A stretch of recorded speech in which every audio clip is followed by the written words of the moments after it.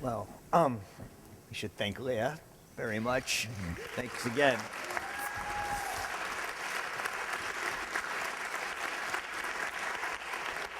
I want to begin, Bill, by asking you, what about that dance reminds you of Hannah Arendt?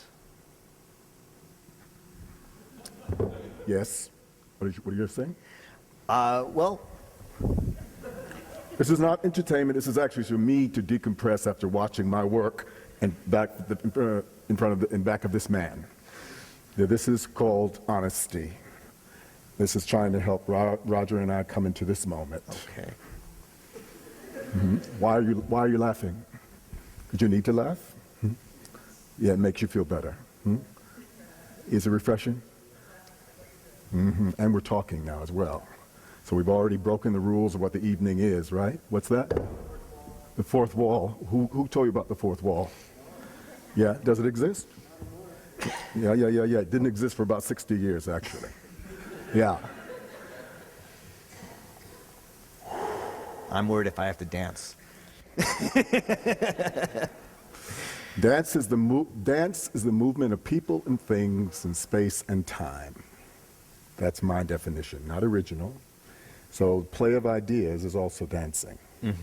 Conversation Verbal dancing. is also dancing. So you are dancing. I'm trying. So you were asking about the work? I'm asking about the work.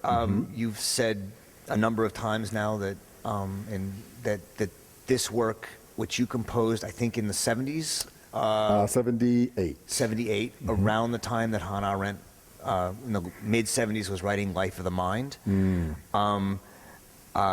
There's a chapter in Life of the Mind called Thought in Action, which is the title of this evening's program.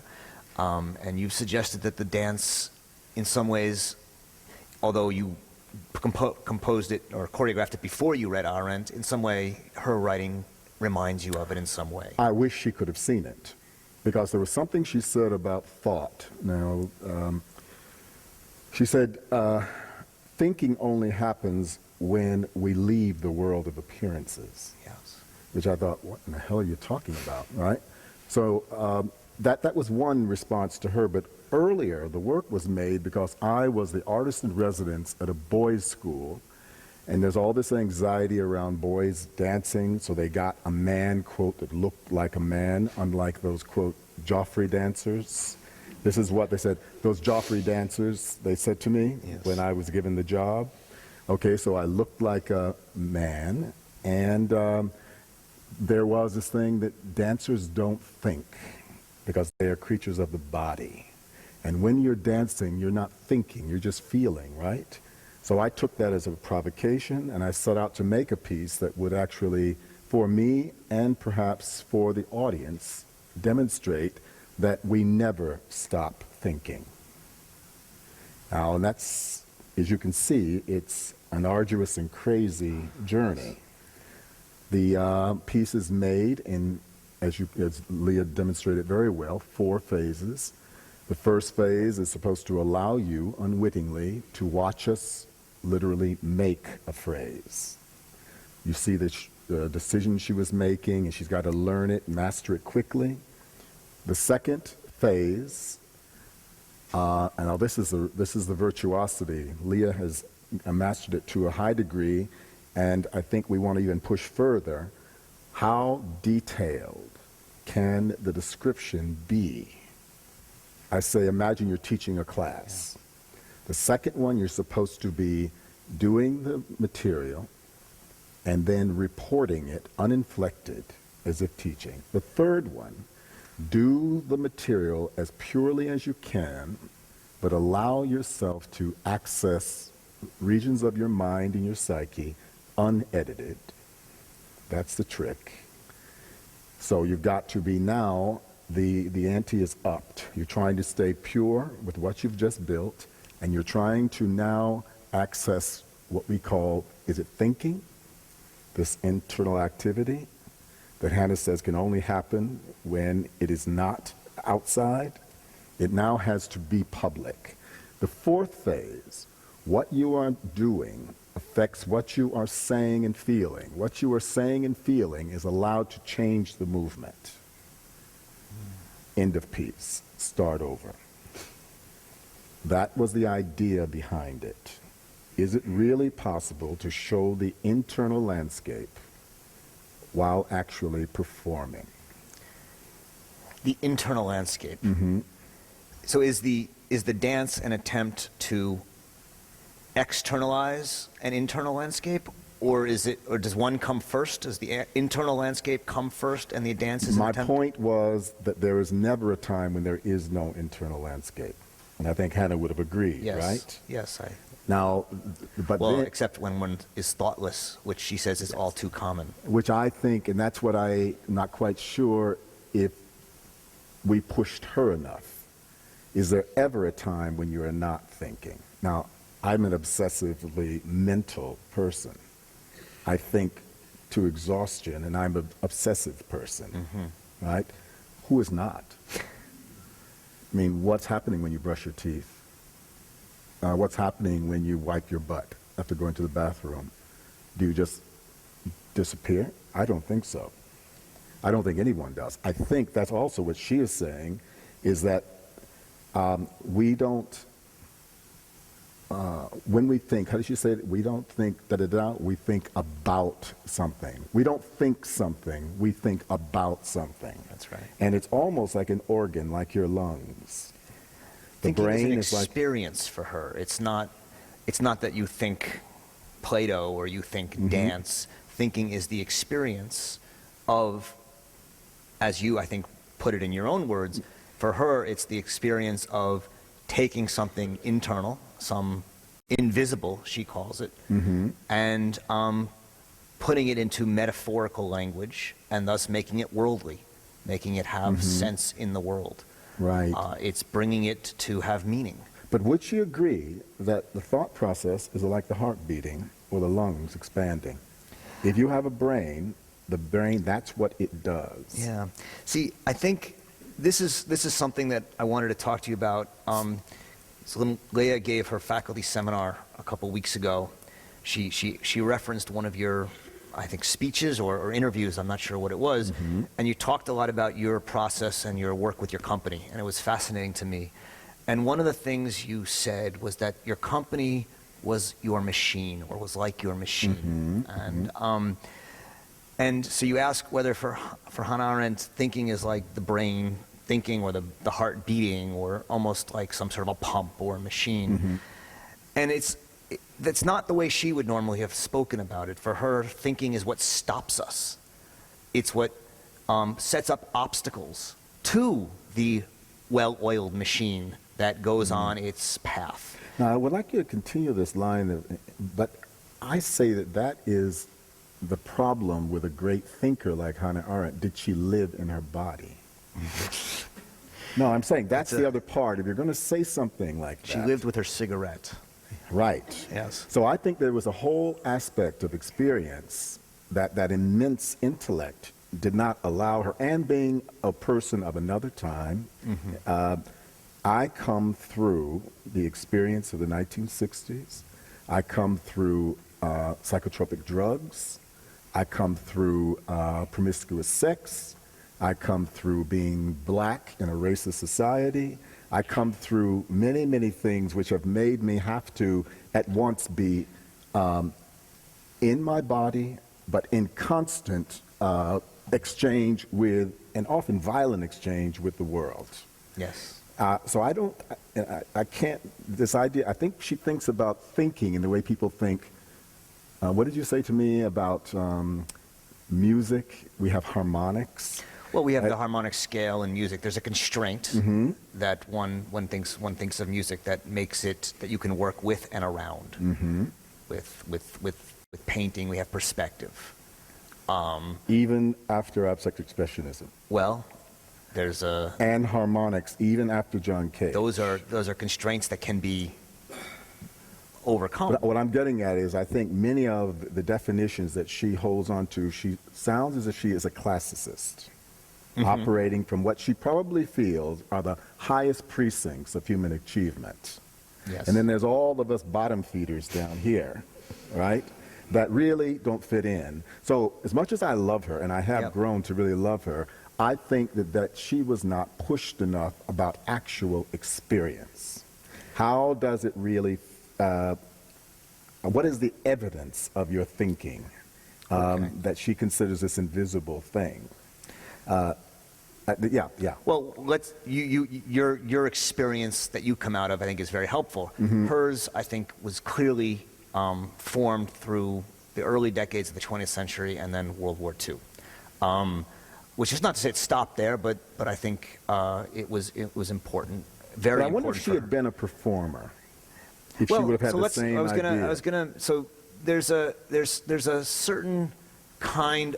She writes an essay in a book called Crisis of the Republic on the 60s protesters. She also wrote a preface, an epilogue to the book The Origins of Totalitarianism, which was in the second edition, but then taken out of all further editions, on the Hungarian Revolution. And she wrote a book on the American Revolution and the French Revolution. It's called On Revolution. And so in all of these books, she's actually engaged with the experience of revolution, of upturning. And one of the things she talks about is how to be human, in a sense, to be free, one has to have the experience of revolution. One has to, she says it, she quotes Jefferson in saying that every generation should have the experience of creating a revolution, because that's when, in a certain way, we have that moment where there are no banisters, there are no measures. She says that the modern condition is very much the condition of what she calls thinking without banisters. All other times, and here's the classicism, right? And all other times, she says, have had measures, whether it was God or tradition or customs, whatever. We are the first generation, she says, who live without those fixed measures. And it's our fate, for better or worse, and sometimes I think she thinks better, and sometimes I think she thinks worse, but it's our fate to, in a sense, live without those banisters, and to live, and it's in that world where there are no banisters, where there are no limits, where the beating machine can take you to places you don't want to go. That's what she experienced in World War II, right? People who get into habits, get into patterns, get into movements, and the limits get over. There are no limits that really, the moral limits, the religious limits, the political limits are too easily overcome. And thinking for her is the stopping, the standing up and getting lost, as Socrates does in the Symposium, and just stopping there. But And now, you saw Leah thinking, yes, and it's chaotic, isn't it? it is. Yes. And she was, and I think particularly by her last run, you could feel that the problem, she was rolling through the problem and things were coming out, fragments, and in my way, now she's talking of a grand kind of, like a Jeremiah moment of thinking. And maybe it's because of the time that I'm a product of the second half of the 20th century, I asked the question, it seems that she wants to talk, and I think it's very important, that's what makes her a great thinker. She wants to talk about the human experience, the human experience. And I wish she could, I would like to hear her write about I. Now, do you want to know about revolution, Hannah? Take your clothes off and walk in the street. Okay. Now, what does that mean? Now talk to me about change, and talk to me about violent change. Why don't you speak as a woman? Speak to me as a woman in relationship to a man, and then I will understand something. You will understand there's a taste that's different than pulling way back to the discourse as understood by Plato, by Socrates, by these great thinkers. What does it feel like? What does gravity feel like? What does it feel like to jump, to resist gravity? And then, what do you think about it? when you resist gravity. And she's not here right now, but that is this person who I'm fascinated with, and when I'm reading her, I often read it and I say, wait a minute. That's an assumption that I don't share about what thought is and how it works. I don't even know didn't she have some problems with in the way she critiqued the civil rights movement? Well, she wrote an essay on Little Rock, on the Little Rock desegregation case. And in the essay, she was critical of forced integration in Little Rock, and she got heavily. What was her? It's fairly complicated, but I think that there is an argument that she makes that's very interesting. There always are. There always are, and I teach it a lot, and I find it a very helpful provocation to the students. But the argument goes something like this: the private world is important. Private life is important in some way. Not the private life where, you're in your little house and you can play on your computer or watch porn or whatever it is that you do, but the private where you become who you are. The private where you have your relationship with what's important to you, whether you look in the mirror all day or whether you pray to God or whether you dance down the street to your own beat. That private, it's important for you to be able to have a self. And that is the I I'm talking about. That is the I. And she says that she makes a distinction between solitude and loneliness. Loneliness is dangerous. Solitude is essential because it's only when you're with your I alone, but of course you're never alone because you're with your other self, the two in one, the thinking self, Socrates' daemon, right? But you're only yourself. You can only be who you are and enter the public, enter and appear and dance and choreograph and talk if you know who you are.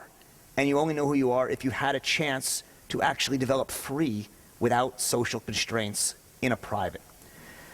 What is more private, she says, than who you're going to marry or how you're going to educate your kids? If we're going to defend the private, which she thinks is under attack throughout society along with the public. But if you're going to defend the private, what's more private than how you raise your kids? And we may think these people raise them well and those people raise them badly. And they raise them segregated and they raise them integrated. But if we're not going to give people the freedom to raise kids, to be private, and make mistakes and have their kids rebel against them, we are going to so flatten society that we're going to take out the space where people become individuals.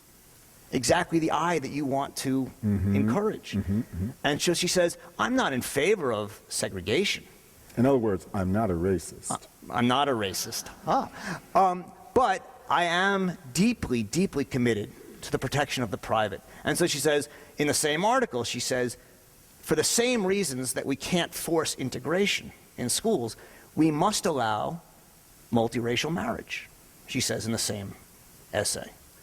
For the same reasons, for the reasons that there are certain things which the state simply cannot interfere with if we're going to, and society, not only the state, cannot interfere with, if we're going to hold on to a strong realm of the private where people can develop as individuals. How can you argue with that?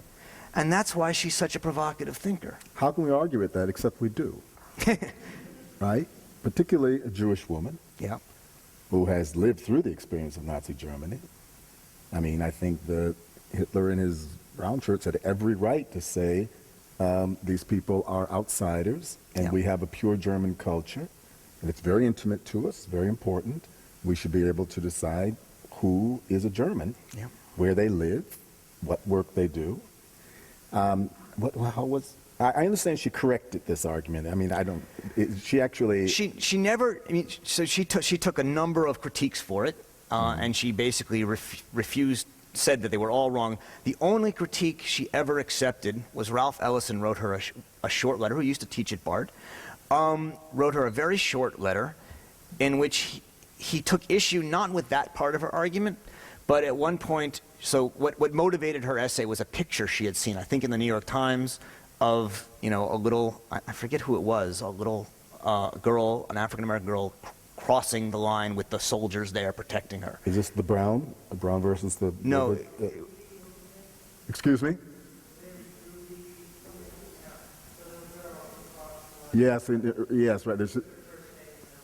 Yeah, so she saw this picture, and one of the things she wrote about in the article was how it was wrong for the parents to let their children fight the parents' battles. That she said, I remember when I was a young Jew in Germany, right? It was irresponsible for the parents of this little girl to put her in the position of having to cross into this militarized environment. And so she said that as part of the article. And Ralph Ellison wrote her and said, you don't understand that part of the African American experience is to learn to be a martyr, to sacrifice. And that this is actually a good lesson for the little girl, not a bad lesson. And she wrote him back and said, that's the first critique of the article that I accept, and you're right, I take it, you know, I stand corrected. But she never takes back the sort of more general point of the article, as far as I know. And believe me, you know, it's an important point she makes. But back to Floating the Tongue. Floating the Tongue was created in a way to demonstrate something that I think is valid, that I think the mind never stops doing this thing that I call thinking. Yeah. And she and I might disagree on She was that. confronted with Adolf Eichmann, just to take one example.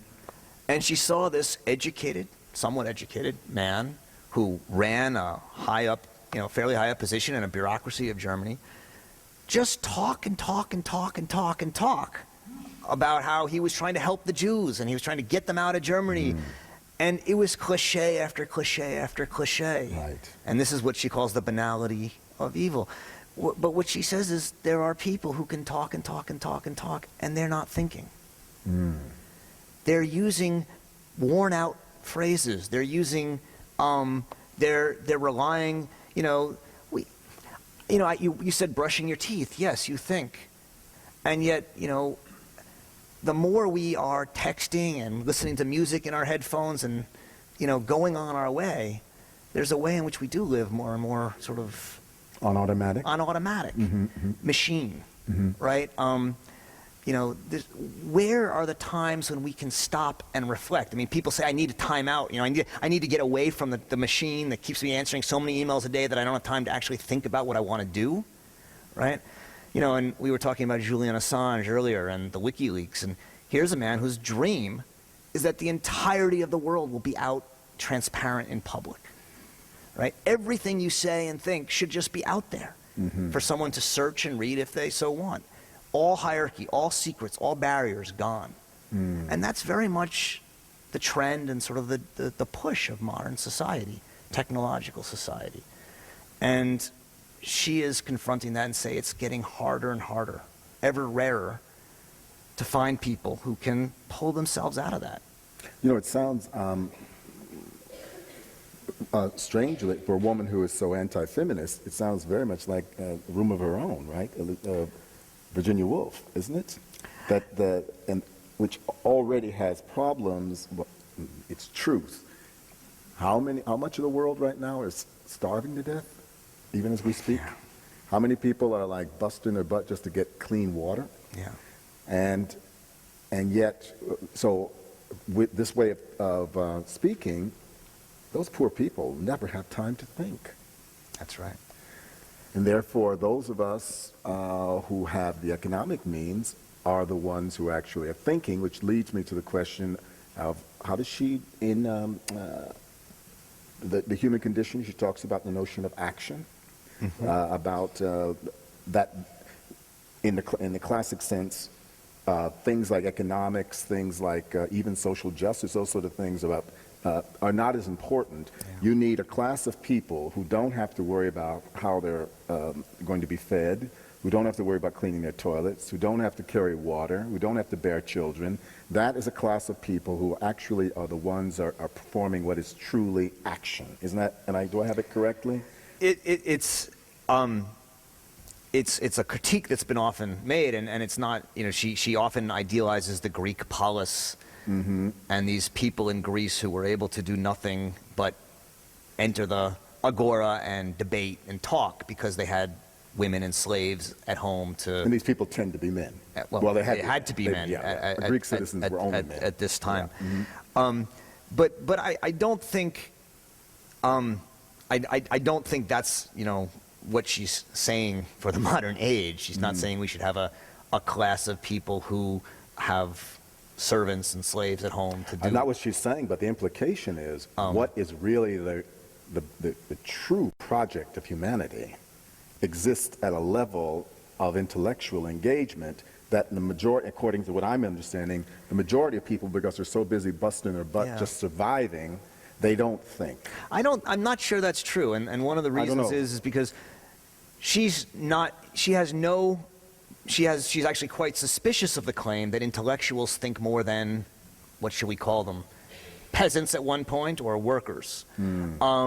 She talks a lot about how it was the intellectuals who were more adept at justifying going along with Hitler and the Germans than it was, and often the people who most were able to resist and see clearly the moral problem were not the intellectuals. They were often people from the lower classes or people outside of the mainstream.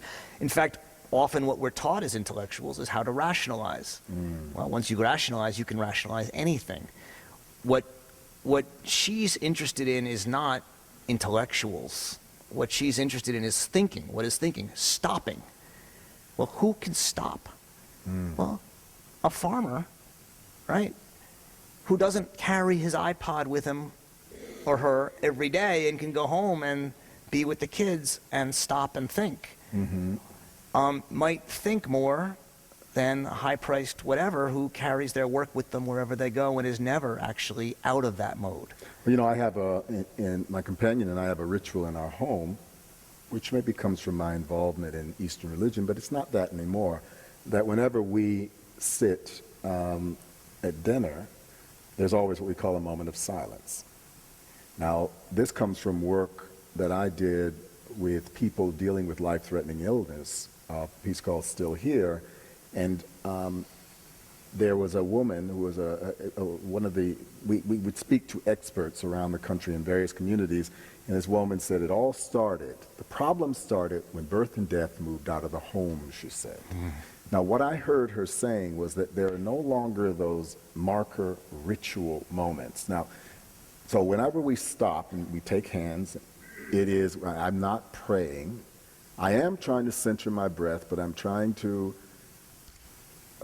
it's a little different, but I can imagine that we need a time every day that's a ritual time where we stop and we allow ourselves to, you say think, others would say clear the mind. Yeah. If we accept what I said about the mind being this organ that moves, maybe when you clear the mind, it does its work better. And things, I know what I'm looking for, inspiration for a work. It's that moment when I'm brushing my teeth that suddenly something bubbles up to the surface. Oh, there's a solution because I wasn't trying to do it. I think we are in an agreement there. Right. Yeah, I miss her. I wish I had known her. I wish that a person like that, I'd like to see them deal with modern dance. I'd like to see when something like a process work, like we just saw, a work which has no desire to do anything other than put you in front of something like someone pointing and say, "This is what fire looks like." Not teaching you how to melt or smelt or make metal, not teaching you how to cook, but I want you to see what fire is, and this is what that dance is. It is not designed, as I was critiquing the two young choreographers today, and you and I talked, no, it wasn't you and I think it was you, sir, right? About the choice. He was saying to me, well, I thought you maybe would get up and you'd like say, well, this movement, that movement, we talk about specific movements.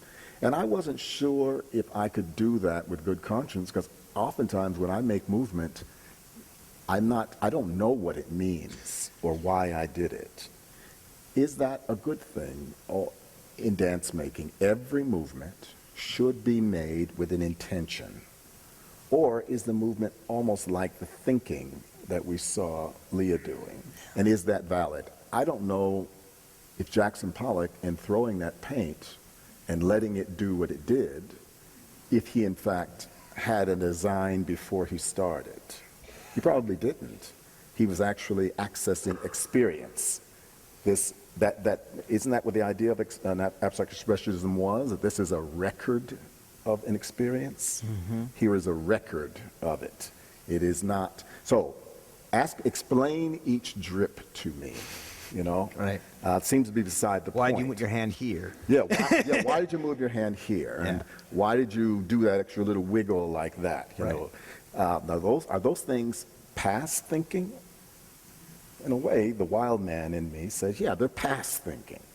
You know, yes, we're thinking, but there's something that the machine, this animal, if you let it go, it will be like watching clouds, and they're beautiful, and they don't have to explain themselves. That's the great promise of abstraction in dance. Oftentimes it results in flabby, pointless indulgence, right? But sometimes when it hits it, it's like, I'm looking at a flame. I'm looking at the clouds changing. Yeah. And that's its own validation. And interestingly enough, as we were talking about just before we came out today, her husband, Heinrich Blücher, was involved with a series of abstract painters. That's what I and understood, they yeah. had a number of, I mean, to the extent that they were interested in the visual arts, they did hang out with a number of abstract artists. I don't think she was at all critical of abstract art. The movement in art that she decried often was expressionism. But abstract need not be expressionist. It can be an expression of some truth. What didn't you like about expressionism? The I. That it's simply an expression of my feeling, my internal feeling, and not of a common something that would be have a purchase for a wider that would compel a plurality of diverse, interesting, often opposed people to say together yes. Right? The whole idea that there is some taste that is right even though there's no rule for it. That there's some in a work of art that's good is not just my feeling or your feeling. It's well, in Kant's term, a universal feeling. Well, there's the universal word, isn't it? Yes, Yeah. but one that has no rule or we can't provide any reason for it, and yet it's an expression not of my own internal, but of something common to us all. And I can't resist this quote for the dancers in the room. If you don't know this book, it's by Klotsky, Klotsky. Yes, it's Carolyn Brown's husband, right? Is it true? No. Pardon? Klosky. Do you know the quote I'm about to give when they were asking him about Merce Cunningham working at New York City Ballet, and to Lincoln Kirsten. And Lincoln Kirsten, as you know, a famous curmudgeon who supposedly hated modern art. Yeah. Although I understand he had Brancusi's. They asked him about this event, and he said, East is East and West is West, and never the twain shall meet. And then he waxes even more erudite, and he says, the modern music, the modern dance, like the modern music and the modern painting, suffers from what Baudelaire described over 140 years ago from the decrepitude of art. Art not at the service of the de-selfed self. Now that is, in my mind, that is what how the classicists stick it to us, right? In other words, you are operating in a domain that has no banisters. Yeah. And who in the hell do you think you are? Well, but she would have no problem saying, you're right to operate today in a domain with no banisters. Where I think she would potentially differ, although I'm not sure, is that in a domain with no banisters, you must, your responsibility as an artist is to try and create a common language, a common world. Like I heard someone say once that a good building tells you how to enter it. That's good architecture. It tells you how to come in. I guess that's the idea.